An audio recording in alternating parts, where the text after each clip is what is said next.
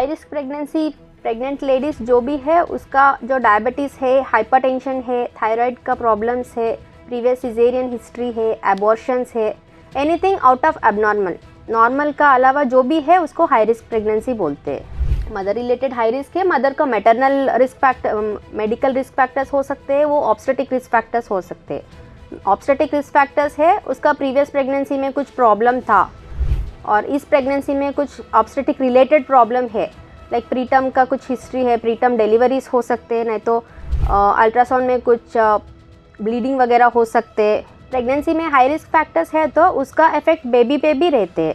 अगर मान लीजिए मदर का डायबिटीज़ है तो बच्चा का भी इफेक्ट रहते हैं कि बच्चा का ग्रोथ अच्छा नहीं होते, यूजीआर हो सकते, मतलब ग्रोथ रिटार्डेशन हो सकते, नहीं तो मैक्रोसोमिया हो सकते, एंड फ्यूचर में बेबी का भी डायबिटीज़ आने का रिस्क रहते हैं। हाई रिस्क प्रेगनेंसी में मदर और बेबी को बहुत ज़्यादा रिस्क होते हैं। ये हाई रिस्क प्रेगनेंसी क्या होता है, ये हाई रिस्क प्रेगनेंसी क्या है, आज हम वही जान लेंगे। नमस्कार, गौरी देवी हॉस्पिटल से मैं मोप्रिया और आज हमारे साथ है गौरी देवी हॉस्पिटल से गायनेकोलॉजिस्ट डिपार्टमेंट का असिस्टेंट प्रोफेसर डॉक्टर माधुरी सरेड्डी मैम। मैम आपको बहुत बहुत स्वागत है। मैम पहले हम ये जानना चाहते हैं कि हाई रिस्क प्रेगनेंसी किसको कहते हैं। High risk pregnancy pregnant ladies जो भी है उसका जो डायबिटीज़ है, हाइपरटेंशन है, थायराइड का प्रॉब्लम्स है, प्रीवियस सिजेरियन हिस्ट्री है, एबॉर्शंस है, anything out of abnormal, normal का अलावा जो भी है उसको हाई रिस्क प्रेगनेंसी बोलते हैं। किन किन फैक्टर से एक प्रेगनेंसी हाई रिस्क बन जाता है।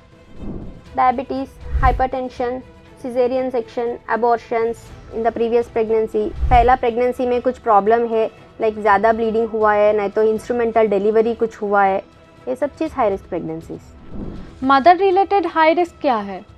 मदर रिलेटेड हाई रिस्क है, मदर का maternal risk factor, medical risk factors हो सकते हैं, वो ऑब्स्टेटिक रिस्क फैक्टर्स हो सकते हैं। ऑब्स्टेटिक रिस्क फैक्टर्स है उसका प्रीवियस प्रेगनेंसी में कुछ प्रॉब्लम था और इस प्रेगनेंसी में कुछ ऑब्स्टेटिक रिलेटेड प्रॉब्लम है, लाइक प्रीटर्म का कुछ हिस्ट्री है, प्रीटर्म डिलीवरीज हो सकते हैं, नहीं तो अल्ट्रासाउंड में ब्लीडिंग वगैरह हो सकते हैं। हाई रिस्क प्रेगनेंसी से चाइल्ड का या बच्चे का कोई रिस्क होता है, मतलब बच्चे इफेक्ट हो सकते हैं। या प्रेगनेंसी में हाई रिस्क फैक्टर्स है तो उसका इफेक्ट बेबी पे भी रहते हैं। अगर मान लीजिए मदर का डायबिटीज़ है तो बच्चा का भी इफेक्ट रहते हैं कि बच्चा का ग्रोथ अच्छा नहीं होते, यूजीआर हो सकते, मतलब ग्रोथ रिटार्डेशन हो सकते, नहीं तो मैक्रोसोमिया हो सकते, एंड फ्यूचर में बेबी का भी डायबिटीज़ आने का रिस्क रहते हैं। एंड जब मदर का हाइपरटेंशन जब रहते हैं, बच्चा का ब्लड फ्लो अच्छी से नहीं होते, ग्रोथ रिटार्डेशन हो सकते, एंड मदर का जो भी रिस्क रहते हैं, थोड़ा सा प्रीटर्म डिलीवरी होने का चांसेस रहते हैं, एंड उसके लिए मैच्योरिटी का इश्यूज आते हैं बेबी के। मैम इसका ट्रीटमेंट क्या है। हाई रिस्क प्रेगनेंसी का ऐसा treatment, basically high risk pregnancy है, जो भी प्रेगनेंसी को हाई रिस्क बोल सकते हैं।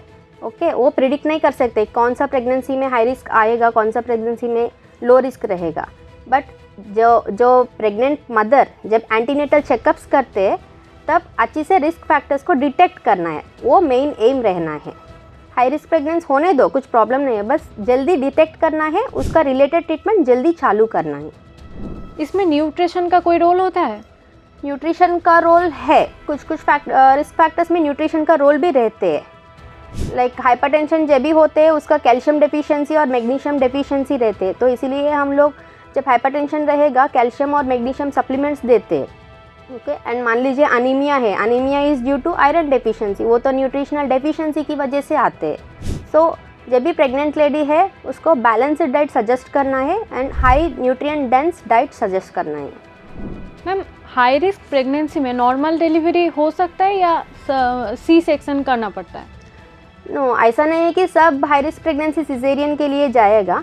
मेन एम है healthy mother and healthy baby, तो उसका रिलेटेड हम सोचना है ये प्रेगनेंसी नॉर्मल डिलीवरी होगा कि नहीं। ओके, अगर रिस्क फैक्टर्स ज़्यादा है तो नॉर्मल डिलीवरी को ट्राई तो कर सकते हैं, बट इन केस कुछ ऑब्स्टेटिक रिस्क फैक्टर्स है, मान लीजिए उसको मेकोनियम कुछ पास किया, नहीं तो बेबी का ग्रोथ इतना अच्छा नहीं है, जल्दी जल्दी डिलीवरी होना है, उस कंडीशन में सिजेरियन के लिए जा सकते।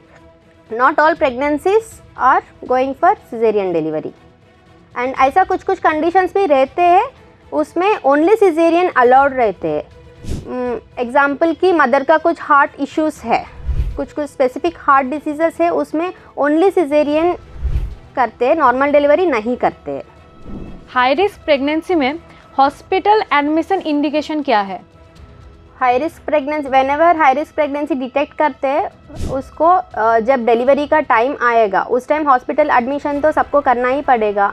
एंड अलॉन्ग विद दैट अगर बीच में कुछ हाइपरटेंशन ज़्यादा हो गया, अचानक से ज़्यादा हो गया, अनकंट्रोल्ड हाइपरटेंशन हुआ, नहीं तो अनकंट्रोल्ड डायबिटीज़ हुआ, उसको मैनेज करने के लिए बीच में भी एडमिशन का ज़रूरी पड़ते हैं। और अनीमिया करेक्शन करना है उस चीज़ के लिए भी एडमिशन करना पड़ेगा।